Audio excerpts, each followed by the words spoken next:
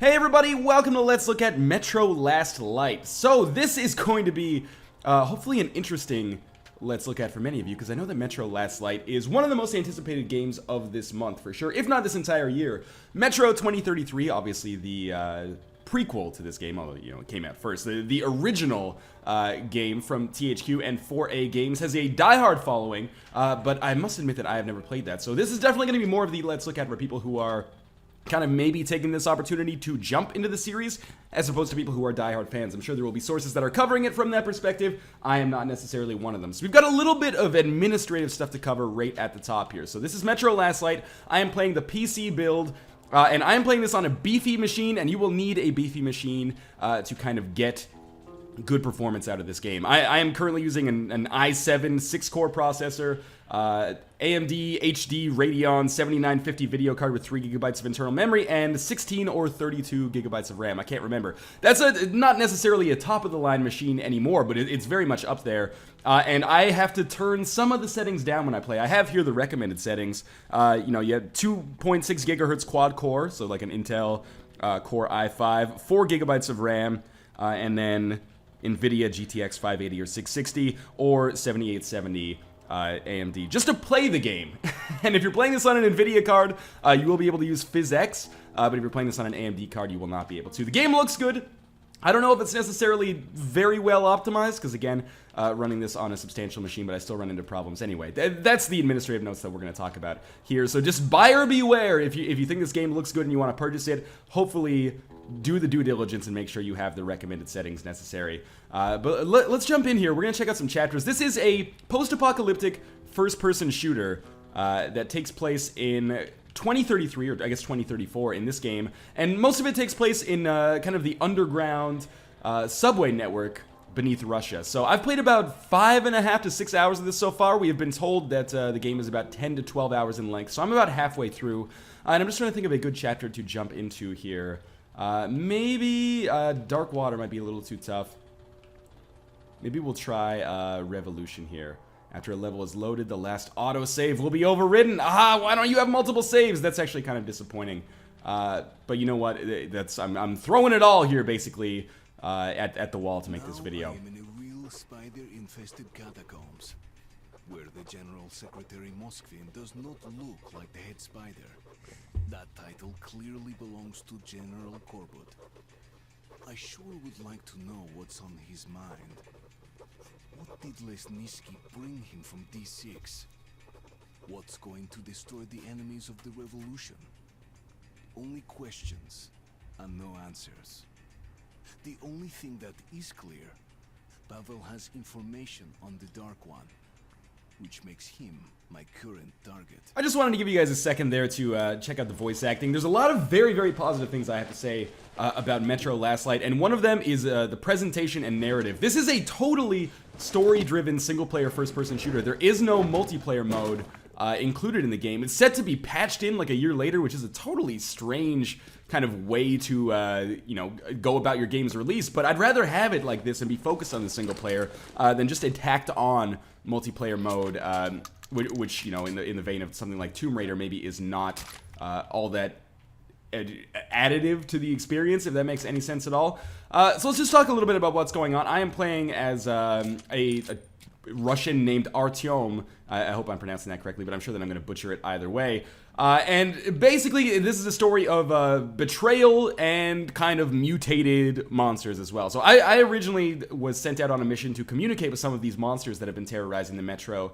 But unfortunately, I was captured by a rival faction before that could happen. And then, I don't want to spoil anything necessarily, but there has been a story of intrigue and whatnot. And basically, we are going to use that as our pretense to shoot a bunch of men and shoot a bunch of scary monsters as well. This is not a survival horror game, but it is a... oh, I wonder if I can get him before he goes in through the... Oh, good. Okay, we did. It's not a survival horror game. I'm going to have to murder these dudes, I think. Unless they didn't see me. Actually, we can take a look at our watch, and when our watch has like a blue light attached to it, that means we're visible, but I guess I'm not visible right now. That guy has gone through. We'll just murder him, and then hopefully his friend will then let us murder him easily. You can play this much more stealthily, by the way, but you should know by now if you're watching my channel and you didn't just get here for this being your first video, that that's not necessarily the way that I go about things for the most part. So we're just going to shoot that heavier dude, and then we're going to collect some ammo. We might have to shoot our way out of here, which is a shame because I was still going through some kind of interstitial stuff here. But yeah, hopefully you have an idea of how this is going. What I just wanted to get across is that I think it's super cool that the game actually doesn't have a multiplayer mode. And the story is extraordinarily well presented. There's lots of breaks. Like, there's a ton of different chapters in this game, as you can see already. And each one of those is associated with a pretty good wealth of narrative, which makes for an engaging story. This is definitely not just a game where, you know, you have some excuse to run around and shoot people and it's a kind of a flimsy pretense. This is a game where the narrative is a major factor in it, and that's totally awesome. This is very much not my kind of game, like a scary, almost Doom 3-esque Dark Corridor first-person shooter is not really my style, but if I was going to play one, this might be the one. But I've got negative things to say about this game as well, but we'll get to those a little bit later. Let's just go through some encounters here first. One of the things the game stresses, this is not just a man shooter, a la, you know, a lot of like modern military shooters, not to say that that is a bad thing. By the way, look at my watch. When I'm in the light, you can tell that I am now visible. Did I just jump on top of something there? That was a total accident. But yeah, when it glows blue, I am visible, so that's kind of a cool indicator. Stealth is emphasized. Not necessarily required, as I've played through much of the game without actually using that element substantially, but it's definitely something you can do. It's a viable...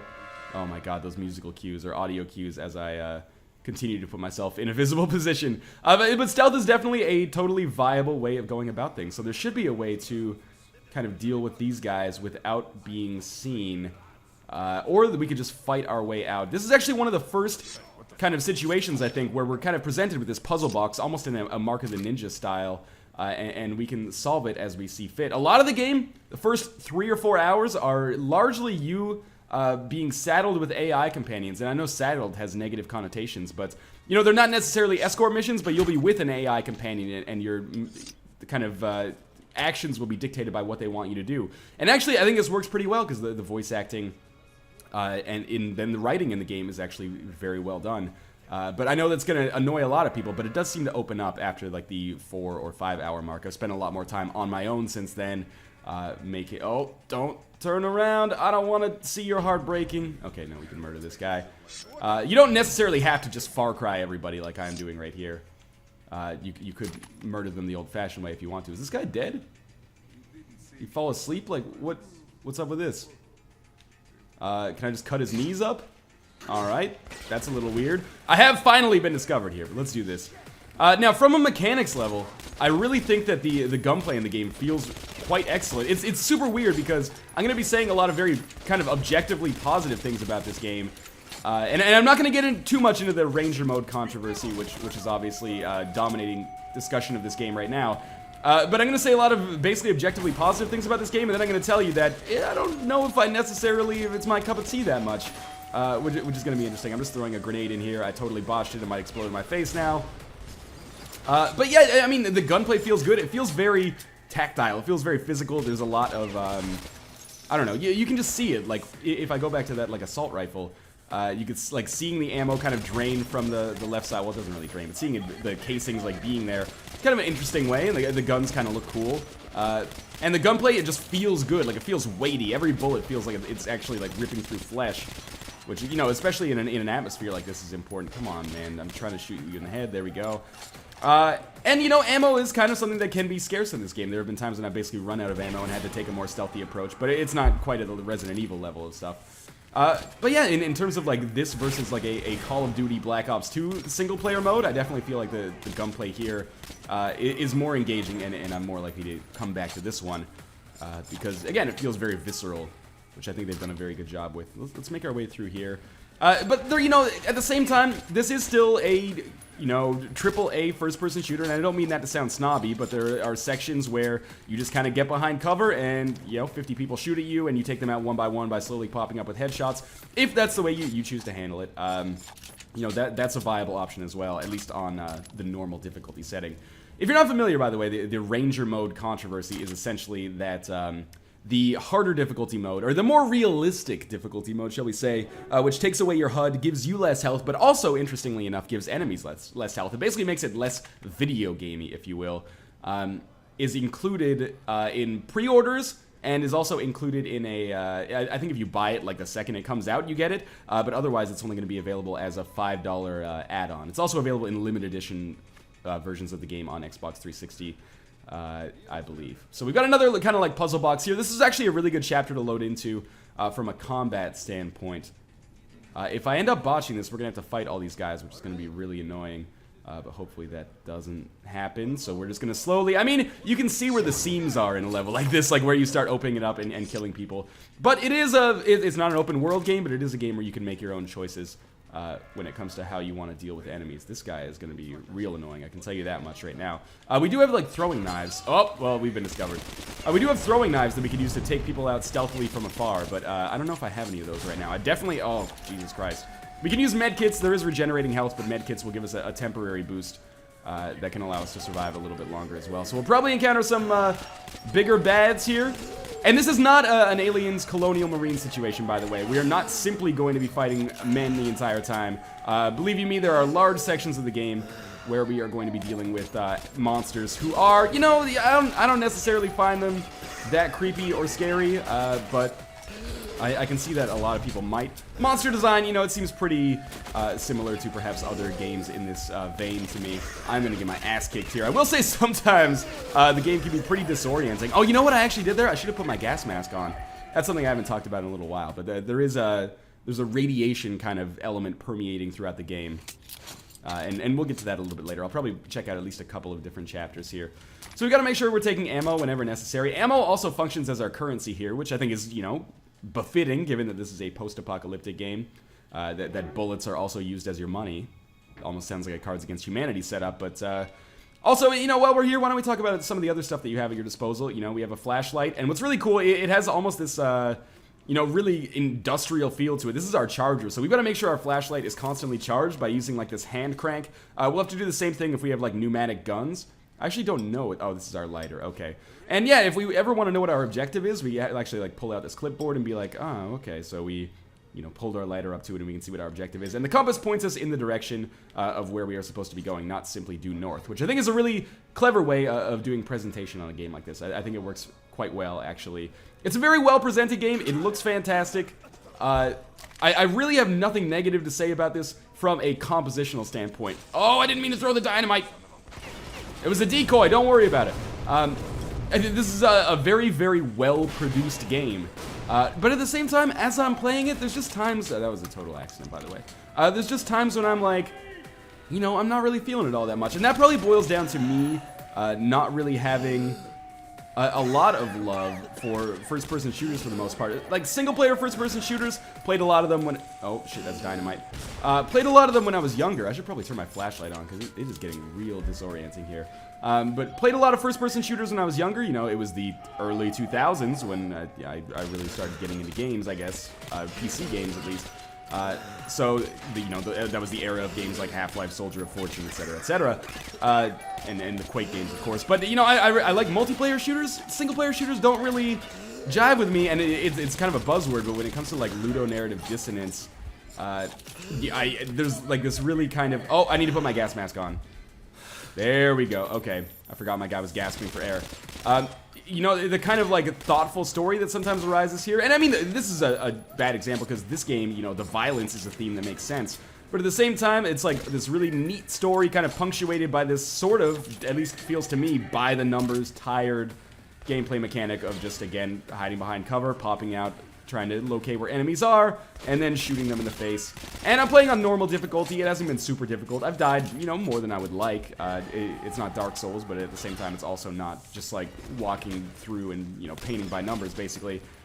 I was talking to, when I was in Sweden this week, I was talking to freelance writer Rob Zachney, and we both raised an interesting point, but his way of explaining it about first-person shooters really struck home for me. And he's like, well, the thing about first-person shooters is that, you know, every first-person shooter kind of has at its core this problem of making you interested in a game where, again, from a core gameplay standpoint, all you're doing is pointing your mouse cursor over a person and then holding down the trigger or the mouse button until they die.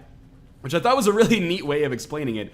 Because, you know, sometimes that becomes lost in the presentation of a game, but at its core, that is kind of what you're doing, and, you know, that's what you're doing in a lot of games, you know, walking up to a platform, pressing the jump button, and then, you know, trying to land on something else. But, I don't know, I think I'm just kind of at the point where I'm like, you know, is it worth $60 for me to play a game like this, which is one of the probably better first-person shooters, single-player first-person shooters that I've played in years, maybe. So, you know, put that on the back of the box. But at the same time, I'm not really enjoying it all that much. It doesn't tickle my, you know, the imaginative side of my brain or the creative side of my brain. And, you know, it's not necessarily that there's anything wrong with the game. That could just mean that, you know, it's a game that doesn't necessarily jive with me, you know. By all accounts, the FIFA series are really, really well-made games as well, but, you know, not everybody is into those. But this is a really good section to show off combat. Hopefully, my autosave doesn't mean that I'm losing like my later chapter progress, because I would like to jump into something a little bit later in the game where I'm fighting more monsters and give you a feel for that, because this is not necessarily representative of the feel of the entire game that there is. I should take my mask off. I already did. Okay. This is not really representative of the feel of the entire game that. You know, we're fighting humans all the time. I do have to stress, this game looks fantastic. I have encountered some glitches, graphical or otherwise. There have been times when I've become stuck in objects.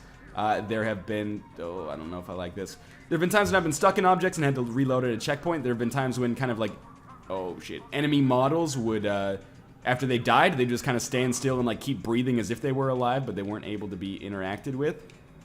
Yeah, he's up to something. I think he sees me. And that's fine, you know, I give the game a lot of leeway with that.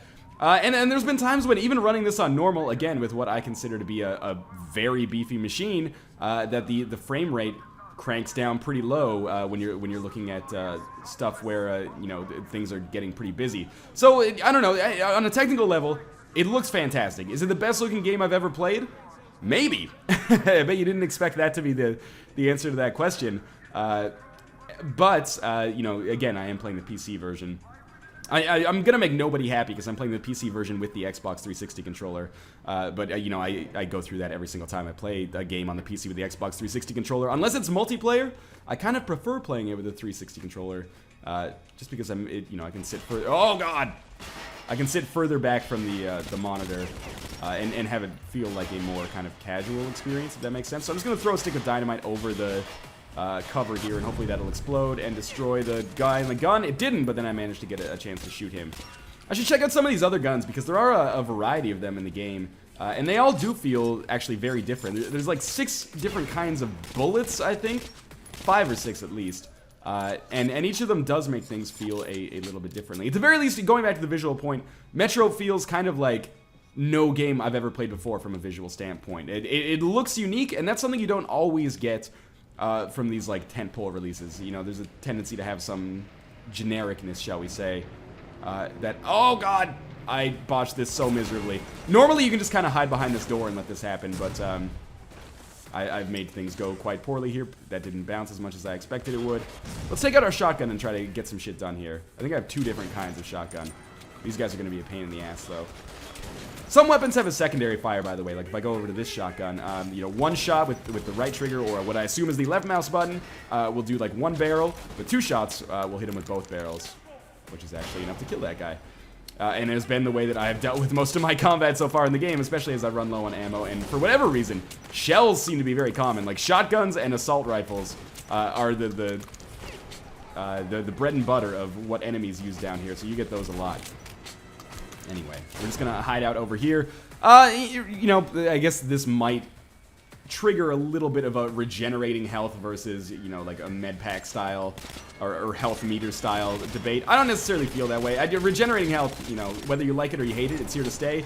So I just kind of accept it. There's problems with both, I feel, but, you know, this is kind of a blend of the two, and it works fine. You know, hiding behind cover to regenerate health is just something that is kind of a, that guy's still alive down there. That is just kind of an inevitability when dealing with first-person shooters in this day and age. For better or for worse. Maybe it's for better, actually. So, I mean, this is not simply like a hold trigger until dead setup. You do need to handle these encounters somewhat strategically. At least you should be able to do that. Or yeah, you should be doing that. You are able to do that. I'm just not handling it too well.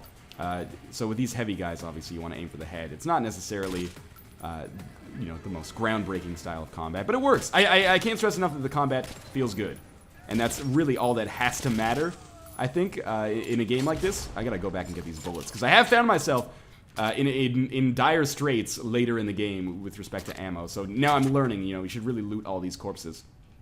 You can take different guns as well, but I've been running with these guns for a while. By the way, these guns are totally customizable. You'll come across towns, and they don't really... It's not like open world where you can just kind of hang out in the town and take on like side missions and stuff like that. But they do have shops and you know, areas where you can buy resources, like grenades essentially, and other stuff like that, and areas where you can customize your weapons as well. So I think I want to go through here, and we should be coming to the end of the chapter probably any second now. There is a lot of vent crawling that happens in Metro as well. This is a really good area to demonstrate combat, but there are better areas to kind of demonstrate more typical experience, if that makes sense, which is largely combat punctuated by a lot of story, which I think works really well. Again, if you're looking for a narrative-driven first-person shooter, you could definitely do a lot worse than this. In fact, I don't even know if you could do better than this. This may or may not be a checkpoint. I think it is, yes.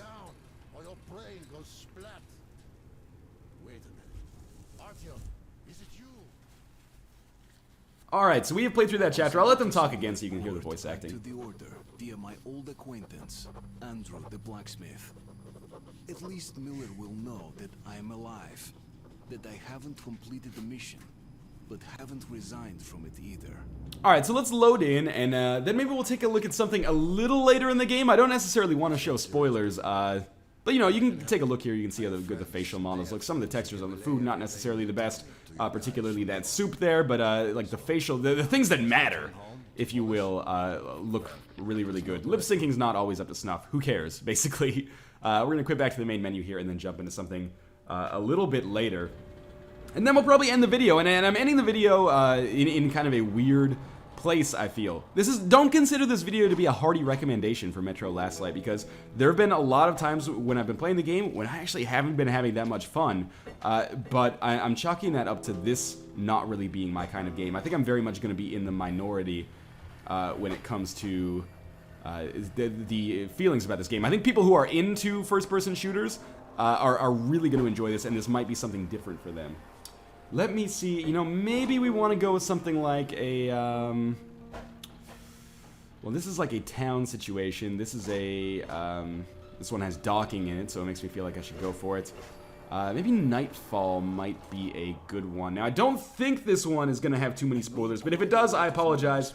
To a certain extent, I kind of don't know what spoilers are in Metro, based on 2033. I know what they are in Last Light, but I'm picking this level because it's an outside level, so it's going to have a little bit of a different kind of environment. Hopefully it's not too dark. There are some light levels we'll come across. By the way, notice that I've got all this like cracked glass on my screen. This is because my gas mask got pretty effed up in the previous mission. And is this the one I actually want to go to? You know what? Maybe we'll... I don't think this is the right one. I want to go to the one just before this.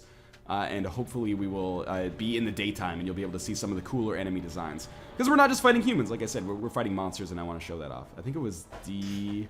I guess it was sundown, which makes sense because it's nighttime in the second part. So there you go, +1 to continuity there. Loading times really good, I have to say. Again, I'm playing this on the PC, but the loading times are a-okay here. So we're gonna be pushing out in kind of a you know, dusk type area somewhere in Russia. I can't remember if it's Moscow or what. I've got to give them credit for not simply using like the Pripyat Ferris wheel, like almost every game that takes place in Eastern Europe in a post-apocalyptic situation does, because I guess it's very visually striking. But yes, we're going to be in a swamp here. And this guy is essentially going to be like, hey, can't really help you, but thanks for coming out. It needs fuel. You should be able to get some in the plane or in the cache at the gas station. Stay out of water if you want to live. Well, that's all. Good luck, Artyom.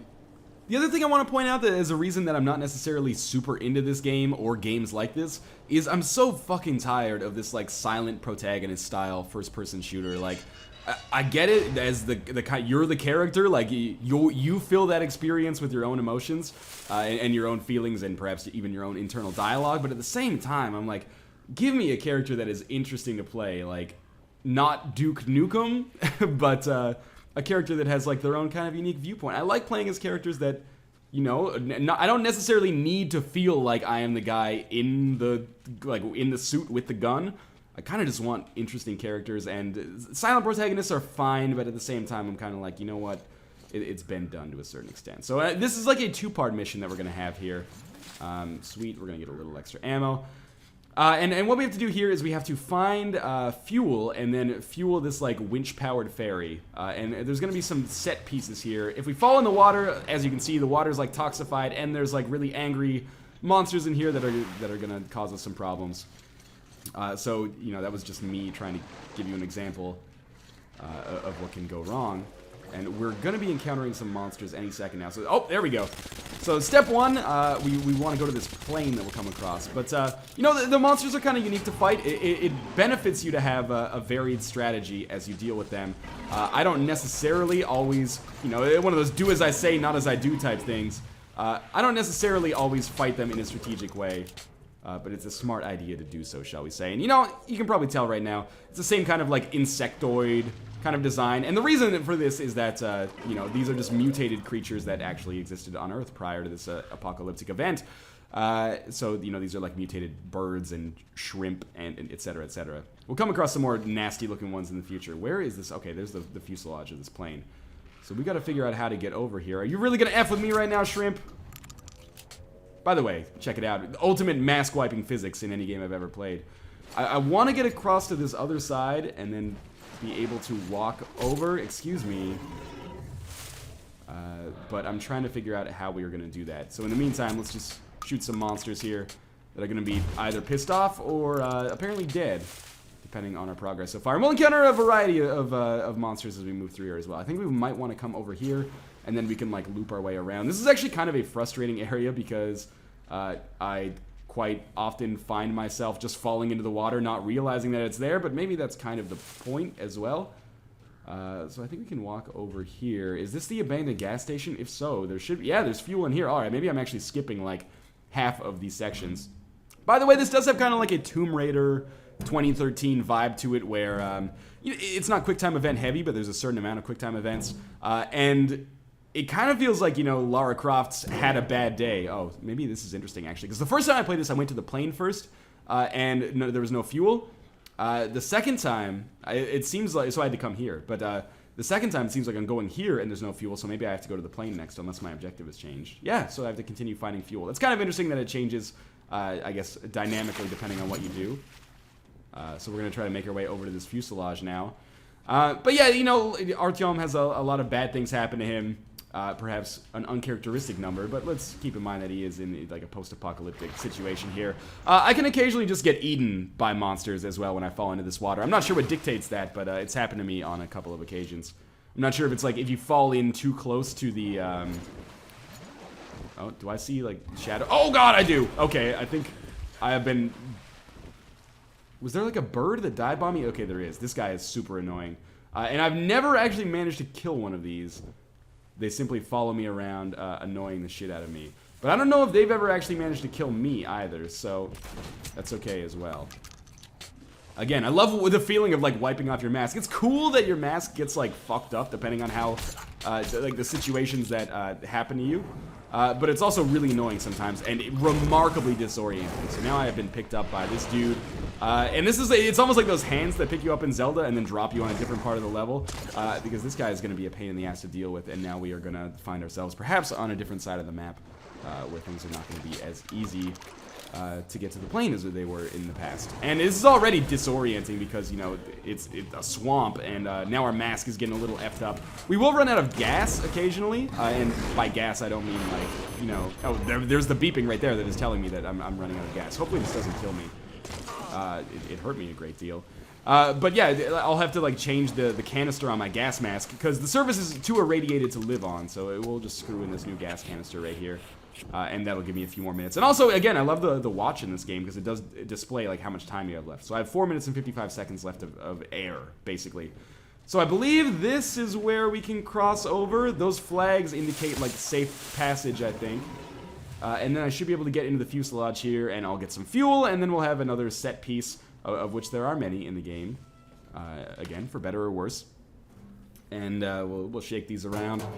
And there should be fuel in one of these jerry cans. Otherwise, I'm kind of at a loss for what we're supposed to do. Again, it is interesting that it does change dynamically depending on whether you go to the plane first or the plane second. But I should have fuel now. Now my objectives have been updated, I assume.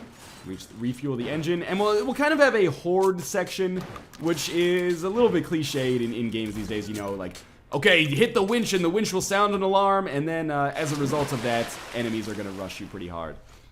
You know, things become cliche for a reason. It works. It creates tension, but at the same time, I don't know, I kind of feel like I'm being unintentionally like a hipster in this video. I'm like, yeah, it's good, but it's so like mass marketed, man, or it's already been done in the past. And I don't mean to sound like that, but, you know, I think it's safe to say that, you know, this is the kind of game where it's not necessarily, oh, I thought I was safe, but I believe I've just been grabbed by some kind of monster. Oh, I thought I felt like a rumble on the controller. But I think it's safe to say that, you know, take my opinion with a grain of salt here, as you always should, really, because this is very much not my kind of game, and, you know, these are not reviews, they are first impressions style videos, but this is not the kind of game that I typically review, and it's not the kind of game that typically jives with me all that well. So I almost have, like, not a bias, but, like, the game has to work a little bit harder to get me involved and interested, I think, in the first place. So if you're the kind of person who is really into narrative-driven first-person shooters, by all means, I encourage you to seek out other sources. You should always just seek out other sources in general to kind of, like, you know, get multiple viewpoints on a game, especially if you're throwing your hard-earned money at it.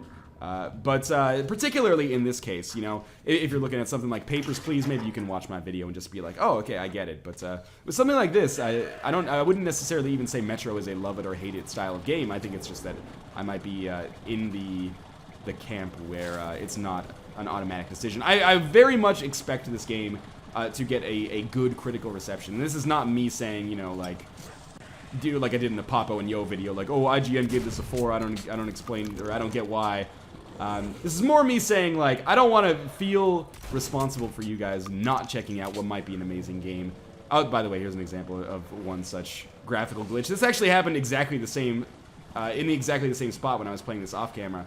I'm just trying to, like, hedge the bets here a little bit and be like, you know what, you should probably, if you're interested in this game, don't take this as a negative review or anything like that. Instead, realize that I have a certain amount of, or the game has to be a certain degree difference, or perhaps try a little bit harder to get me to be more involved and interested. And it's like this is a tense moment, right? There's supposed to be this boat that's coming here. It'll be here eventually. We can't really see it too well right now. Where did that monster go? But I don't really feel the tension, because I'm doing what I do in basically every other first-person shooter, which is just kind of like walking backwards, circling, and shooting the enemy whenever it's appropriate. Is that the boat there? Do I have to hit this again? I do have to hit this again. That happened to me the last time, too. And it kind of feels like this is like the Left 4 Dead style, right? Like we're, yes, getting all these asshole monsters here. I may actually die here. Wouldn't be the first time.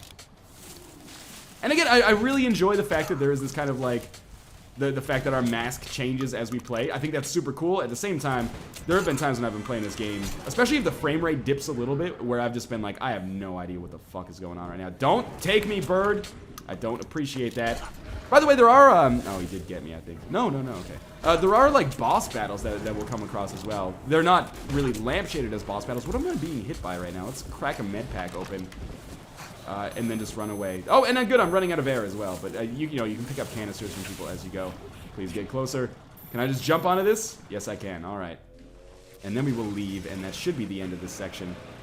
So, you know, it's kind of neat that you don't necessarily have to clear out all of the enemies in an area. This is, by the way, I chose this area for another reason, which is this is one of the areas that I find has tended to be a little bit framey, fraps or no fraps. But if you look in this direction, looks pretty good. If you look in the other direction where all this, like, dynamic shit is happening, sometimes it gets a little bit framey. Anyway, I hope this has been a very kind of unusually stream of consciousness based let's look at here. And I know it's going to piss some people off regardless because, you know, YouTube and the internet in general, especially dealing with a high profile release like that. But hopefully that gives you a pretty good idea of the array of thoughts I have on Metro Last Light. I think this is an extraordinarily well-produced game. I have a great, utmost amount of respect for the way the story is told, and I think it's told in an engaging and interesting way. The story is the most interesting part. If you didn't know, Metro is, the series of games is based on a series of books. This game makes me want to read the books. In fact, it kind of makes me want to read the books rather than play the game. Again, I don't think it's bad. I think it's just not my cup of tea, and I encourage you to look at other sources. But if you and me, you know, if we're the kind of people where our tastes line up, I might encourage you to wait on this game until it comes down in price. Or perhaps, you know, skip it altogether. This is not necessarily fair to say, but I kind of feel like my time with AAA first-person shooters is sort of at an end. I don't know. Something needs to break this mold that makes all of these games feel kind of samey to me. But, you know, if you don't have a problem with first-person shooters, I don't mean to sound snobby, is what I'm getting at here. In terms of the Ranger mode controversy, you know, people are going to draw their own conclusions based on that. I'm not qualified to say if that's a really asshole PR move or marketing move, or if it's something that is not relevant at all, because I haven't been playing on Ranger mode. As soon as I heard that Ranger mode was going to be DLC, I was like, well, you know what? It would be irresponsible of me to play it on that, because I want to give you the kind of authentic experience that you will get if you play the game but don't buy the DLC. Anyway, this is Metro Last Light. There will be a Steam store link in the video description if you want to pick up the game for yourself. As always, thanks for watching, and you know, I hope you've enjoyed this video in spite of the fact that it was kind of weirdly rambling, but hopefully representative. Again, thanks for watching, and I will see you next time.